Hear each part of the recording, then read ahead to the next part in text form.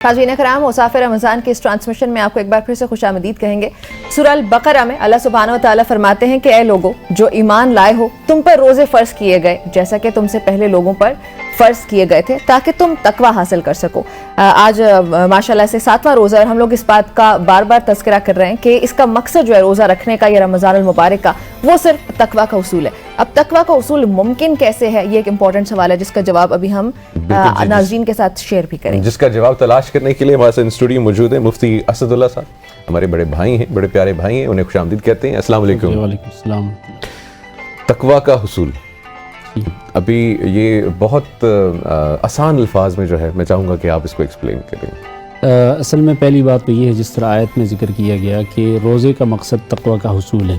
ये जो ज़ाहिरी इबादत होती हैं अल्लाह ताला का वो मकसद नहीं होता। जैसे कुर्बानी में खून बहाना मकसूद नहीं है, रोज़े में भूखा रखना मकसूद नहीं है, सजदे में माथा ज़मीन पर रखना मकसूद नहीं है। असल मकसद कोई और होता है और असल मकसद है कि आदमी तकवा हासिल करे, तो उसके लिए एक ज़ाहिरी सिंबल होता है। तो अब ये मतलब नहीं है कि कोई आदमी कहे कि मैं तकवा किसी और ज़रिए से हासिल कर सकता हूँ तो मुझे रोज़ा रखने की ज़रूरत नहीं है। एट सेल्फ ये भी मकसूद है। जैसे कि बहुत सारी चीज़ें, हमारा मकसद ये है कि सामीन तक हम आवाज़ पहुँचा सकें, लेकिन उसके लिए ख़ास तरतीब से बैठना पड़ता है, ख़ास चीज़ों को अपनाना पड़ता है। इसी तरह से रोज़ा भी एक ख़ास तरतीब से ही रखना पड़ता है। दूसरा, इसमें चूँकि इंसान अपनी ख्वाहिशों और लज्जात को कम कर देता है, जिसकी वजह से उसका सफ़र बहुत ज़्यादा तेज़ी से होता है। जैसे कोई गाड़ी 10 किलोमीटर फ़ी घंटा की रफ़्तार से जा रही होती है, 20 किलोमीटर 120, तो इस वक्त आदमी बहुत ज़्यादा स्पीड से जा रहा होता है, इसलिए कि अल्लाह ताला की तरफ से भी बहुत सारी चीज़ें उसके मुवाफ़िक़ होती है। जहन्नम के दरवाज़े बंद कर दिए जाते हैं, सरकश शैतान क़ैद कर लिए जाते हैं। तो ऐसे वक्त में आदमी अल्लाह ताला की तरफ बहुत ज़्यादा तेज़ी के साथ जाता है और बहुत तेज़ी से वो अपना ताल्लुक़ उस सतह तक उस्तवार कर सकता है जिस सतह पे अल्लाह ताला चाहते हैं। तो रोज़े का बुनियादी मकसद ये है कि 11 महीनों में इंसान का अल्लाह ताला के साथ ताल्लुक़ बहुत ज़्यादा कमज़ोर हो चुका होता है, यहाँ तक कि टूटने के करीब हो चुका होता है। तो दोबारा से एक ऐसा पीरियड ज़रूरी होता है कि जिसमें वो उसकी ख्वाहिशात भी कम हो, अल्लाह ताला की तरफ से भी उन पर रहमतों का ज़ुहूर हो और आदमी ख़ुद भी अल्लाह ताला की तरफ बढ़ने की कोशिश करे, ताकि ये ताल्लुक़ बढ़ते बढ़ते उस सतह तक आ जाए। जैसे कि हदीस में आता है कि अल्लाह ताला का बंदे के साथ ताल्लुक़ कभी इतना मजबूत हो जाता है कि अल्लाह ताला फरमाते हैं कि मैं उसकी आँख बन जाता हूँ जिससे वो देखता है। यानी उसकी आँख सिर्फ उसी चीज़ को देखती है जो अल्लाह ताला चाहते हैं, उसकी ज़बान सिर्फ वही बोलती है जो अल्लाह ताला चाहते हैं। तो ये रोज़ा इसलिए होता है कि हमारा ताल्लुक़ दोबारा से उस सतह तक आ जाए। तो इसके लिए हमने बहुत सारे आमाल करने होते हैं। जैसे ख़ुद रोज़ा एक बहुत बड़ा अमल है जिसके बारे में अल्लाह ताला ने बहुत सारे आमाल का सवाब बतलाया है कि 700 गुना है, इतना है, एक नेकी के बदले 10 है, लेकिन रोज़े का सवाब नहीं बताया, इसलिए कि उसको हम इमेजिन ही नहीं कर सकते कि वो कितना होगा। और अल्लाह ताला फरमाते हैं कि मैं अपने शान के मुताबिक दूंगा। अब अल्लाह ताला की शान क्या होगी इसको तो हम तसव्वुर ही नहीं कर सकते। तो एक तो रोज़ा है जिसके ज़रिए हम वो उसूल कर सकते हैं, तकवा का उसूल कर सकते हैं। दूसरा, इसमें इस महीने को एक ख़ास मुनासिबत है कुरान मजीद से। कुरान मजीद का नुज़ूल इस महीने में शुरू हुआ। एक दफ़ा लोहे महफूज से पहले आसमान पे कुरान मजीद नाजिल हुआ, पूरा रमज़ान मुबारक के महीने में, लैलतुल क़द्र में। हुज़ूर अकरम सल्लल्लाहु अलैहि वसल्लम इस महीने में बहुत ज़्यादा कुरान मजीद की तिलावत किया करते थे और एक दफ़ा तो जिब्रील अमीन को ख़ुद सुनाते थे और आखिरी साल में 2 दफ़ा सुनाया। तो इसलिए रमज़ान मुबारक के महीने में हमें बहुत सारी चीज़ों को छोड़ के सिर्फ़ कुरान मजीद पे फोकस करना चाहिए। और ये नहीं कि कभी पढ़ लिया तो कभी नहीं पढ़ लिया, उसको बिल्कुल पाबंदी से अपने मामूलात का हिस्सा बनाना चाहिए कि हम बाकायदा से उसकी तिलावत करें और एक दिन अगर किसी वजह से ना कर सकें तो अगले दिन उसका डबल कर लें, ताकि उससे आपकी मामूलात में एक पाबंदी आ जाए। तो कुरान मजीद की तिलावत बहुत ज़्यादा ज़रूरी है। तीसरी चीज़ एक बहुत ज़्यादा ज़रूरी है, वो है दुआ। और दुआ की कबूलियत की जो सबसे मेन औकात हैं, सहरी का वक्त, इफ्तारी का वक्त, उस वक्त तो हम या तो सोए रह जाते हैं या रमज़ान की इफ्तारी की तैयारी में वक्त सर्फ हो जाता है, ख़ास तौर पे ख़वातीन का। तो हुज़ूर फरमाते हैं कि 3 लोगों की दुआ रद्द नहीं होती। इसमें से एक रोज़ादार की दुआ है कि जब तक वो रोज़े से होता है तो उसकी दुआ कबूल होती है, और 24 घंटों में एक दुआ तो ऐसी है कि जो फ़ौरन कबूल होती है। अब वो दुआ बतलाई नहीं ताकि ऐसा ना हो कि आदमी उसी वक्त दुआ करे और फिर सोया रह जाए, ताकि वो आदमी मेहनत करे, فجر میں بھی دعا مانگے, گھڑی تلاش کرے. تو اس لیے دعاؤں کا اہتمام کرنا چاہیے, اور دعا 4-5 منٹ کی نہیں ہوتی, دعا آدھے گھنٹے کی, پونے گھنٹے کی, 1-1 گھنٹے کی دعا مانگنی چاہیے. اس سے پھر اللہ تعالیٰ گویا خود بندے کو تلقین کروا رہے ہوتے ہیں کہ یہ مجھ سے مانگے, یہ مجھ سے مانگے, پھر آدمی کی زبان چل پڑتی ہے, خود چل پڑتی ہے. اور اس میں دعائیں بھی بہت خوبصورت ہیں, کوئی سی بھی دعا پڑھ لیں آپ, ذکر کر لیں. بالکل, خاص طور پہ وہ دعائیں جو حضور صلی اللہ علیہ وسلم نے مانگی ہیں, مسنون دعاؤں نے کہا جاتا ہے قبولیت کی راہیں دیکھی ہوتی ہیں, یعنی چونکہ بہت زیادہ لوگوں نے ان کو مانگا ہوتا ہے اور وہ بہت جامع ہوتی ہیں, تو اس لیے دعا کا ہم اہتمام کریں.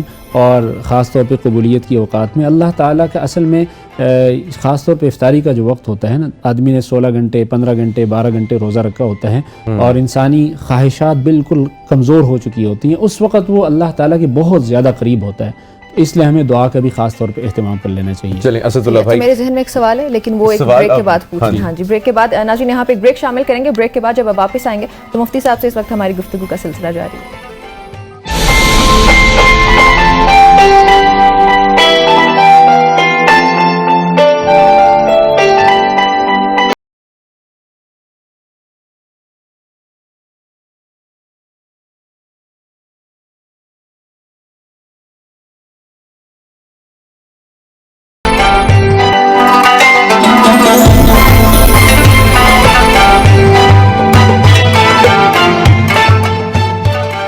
ناظرین ایک بار پھر سے آپ کو خوش آمدید کہیں گے وصاف رمضان کے اس ٹرانسمیشن میں.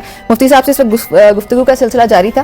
اچھا, میرا سوال یہ تھا کہ آپ نے کہا کہ ہم لوگوں کو دعا بہت مانگنی چاہیے, خاص طور پر افطار یا سحری کے اوقات میں. اب اکثر دعائیں ایسی ہوتی ہیں جن کو ہم ذکر کے طور پر پڑھ رہے ہوتے ہیں, ٹھیک ہے, تو میرا سوال یہ ہے کہ ان کو اسی طریقے سے ہم لوگ پڑھتے رہیں بے شک افطار کے اوقات میں یا پھر سحری کے اوقات میں. اصل میں اگر ہم قرآن مجید کو دیکھیں نا, قرآن مجید میں دعا کا طریقہ بتلایا گیا ہے. انسان جب حج کر لیتا ہے تو قرآن مجید میں اللہ تعالیٰ فرماتے ہیں کہ کچھ لوگ کہتے ہیں کہ یا اللہ ہمیں دنیا دے دیں, ایسے لوگوں کا آخرت میں کوئی حصہ نہیں ہوتا. پھر آگے بتایا کہ خود آخرت کی دعا بھی مانگے اور دنیا کی دعا بھی مانگے. ایک اور جگہ پہ یونس علیہ السلام کی دعا جب بتلا دی گئی تو اس میں دیکھیں لا الہ الا انت سبحانک انی کنت من الظالمین, سب سے پہلے اللہ تعالیٰ کی وحدانیت, پھر پاکی, اور اس کے بعد پھر اپنی کمزوری بیان کی. تو دعا میں بھی یہی ترتیب ہونی چاہیے کہ پہلے اللہ تعالیٰ کے اوصاف بیان کیے جائیں, ذکر اذکار کیے جائیں, حضور صلی اللہ علیہ وسلم پر درود شریف بھیجا جائے, پھر اپنی کمزوری بتائی جائے, اس کے بعد پھر آخرت اور پھر دنیا کی دعا مانگی جائے. اور اس کو آپ مسنون دعائیں بھی مانگ سکتے ہیں, لیکن جو مسنون دعاؤں کے بعد پھر اپنی زبان میں مانگنی چاہیے. اور خاص طور پہ اس وقت ہمیں اپنے دعا کا اکثر حصہ اس وقت جو مظلوم اور لاچار امت ہے اس کے لیے مانگنا چاہیے. تو امت کے لیے دعا مانگے, اس کے بعد آخرت کی بلائیاں مانگے کہ اللہ تعالیٰ ہمیں آخرت میں جنت عطا فرمائے. قرآن مجید حضور صلی اللہ علیہ وسلم نے ارشاد فرمایا کہ اس رمضان میں 2 چیزیں خاص طور پہ مانگا کریں, ایک جہنم سے پناہ مانگا کریں, ایک جنت مانگا کریں, اس لیے کہ اس کے سوا آپ لوگوں کا کوئی چارہ نہیں ہے. اس کے بعد پھر دنیا کی بلائیاں آپ اپنے لیے جو بھی ضرورت ہے, بے شک آپ کے پاس اس کے وسائل موجود ہیں, یعنی اگر آپ کو کسی چیز کی ضرورت ہے, آپ کے پاس وسائل موجود ہیں, پھر بھی اللہ سے مانگے. صحابہ کرام کے جوتے کا تسمہ ٹوٹتا تھا تو اللہ تعالیٰ سے مانگتے تھے. تو اس لیے جو آپ کے پاس ہے, جو نہیں ہے, وہ سارا کچھ مانگنا چاہیے اور اس میں شرمانا نہیں چاہیے. حدیث میں آتا ہے اللہ تعالیٰ جب کوئی بندہ اس کے سامنے اپنے دونوں ہاتھ دراز کرتا ہے تو اللہ تعالیٰ بہت زیادہ سخی ہے. اللہ تعالیٰ کو اس بات سے حیا آتی ہے کہ وہ کسی بندے کے ہاتھوں کو خالی واپس کر دیں, اور اللہ تعالیٰ اس بات سے ناراض ہوتے ہیں کہ اگر کوئی اس سے نہ مانگے. تو اس لیے ہمیں ضرور مانگنا چاہیے اور ہر چیز مانگنی چاہیے مسنون. اور یہ جو کچھ تو اذکار ہوتے ہیں وہ دعا کے آغاز میں ہونے چاہیے, بیچ میں ہونے چاہیے, لیکن اس کے ساتھ ساتھ ہمیں مسنون دعائیں اور اپنے الفاظ میں دعائیں مانگنی چاہیے.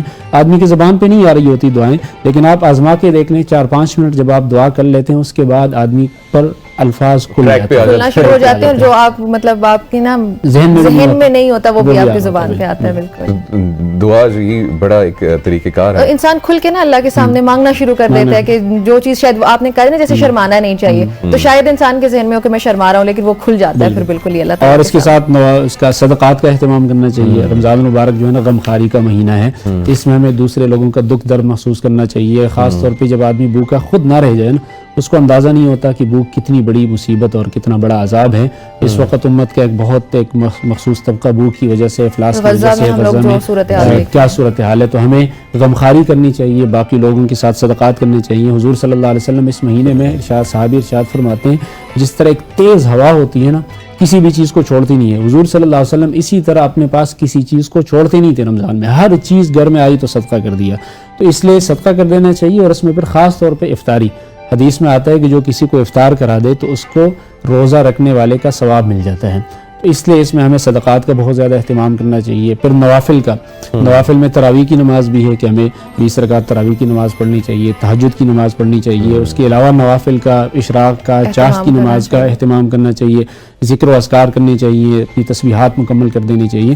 یہ سارے اعمال ایسے ہیں کہ اس کے ذریعے جو رمضان کا اصل مقصد ہے تقویٰ، یہ سارے مقاصد اس کے حصول میں معاون ہیں، اور یہ اس کے ذریعے ہم اللہ تعالیٰ کے ساتھ اپنے تعلق کو اچھی طرح سے بڑھا سکتے ہیں. اور ہمارے پاس وقت کم رہ گیا. آپ نے اذکار کا ذکر کیا، کوئی آسان سے اذکار جو ہر کوئی پڑھ سکے؟ ایک تو جیسے سبحان اللہ و بحمدی، یہ میرے ذہن اصل میں 2 اذکار کا تو حدیث میں آیا ہے کہ وہ آپ ضرور کر لیا کریں. ایک ہے لا الہ الا اللہ اور ایک ہے استغفار. یہ پڑھ لیا کریں. اس کے علاوہ درود شریف پڑھ لیا کریں. اسی طرح سے سبحان اللہ والحمد للہ ولا الہ الا اللہ واللہ اکبر، یہ 4 تو 100 دفعہ صبح شام ضرور پڑھ لینے چاہیے. اس کے علاوہ اگر ٹائم ملے اور کرنا بھی چاہیے، لا الہ الا اللہ وحدہ لا شریک لہ لہ الملک وله الحمد وهو على كل شيء قدیر، سبحان اللہ وبحمدہ سبحان اللہ العظیم. تو چلتے پھرتے یہ سب سے افضل ترین عمل ہے کہ آدمی کی زبان ہر وقت اللہ تعالیٰ کے ذکر سے تر رہے. بالکل، اس کا ہمیں خاص طور پہ اہتمام کر لینا چاہیے. بہت خوبصورت، بہت خوبصورت. اور رمضان کی تو یا پھر خاص طور پہ روزے کی بھی یہ خوبصورتی ہے کہ زبان آپ کی ہر وقت تر رہنی چاہیے اللہ تعالیٰ کے ذکر سے، اور چلتے پھرتے بہت آسانی سے کر سکتے ہیں. جس کو جون سا بھی ذکر آتا ہے وہ آسانی سے کر سکتے ہیں. بالکل ایسے ہی ہے. مفتی اسد اللہ بہت بہت شکریہ ہمیں جوائن کرنے کے لیے اور اتنی خوبصورت گفتگو کرنے کے لیے. خواتین و حضرات، ہم امید کرتے ہیں کہ ہم نے بھی اور آپ سب نے بھی اس سے بہت کچھ سیکھا ہوگا. اور یہ جو اذکار ہیں، دعا جو ہے طویل کریں، اللہ سے مانگیں. ویسے چھوٹی سی چیز ہو اسے مانگیں، شرمائے مت اپنے خدا سے، کیونکہ اسی نے عطا کرنا ہے اور وہی عطا کرنے والا ہے. بے شک، اس میں کوئی شک نہیں ہے. ناظرین، ہم یہاں پہ ایک بریک شامل کریں گے.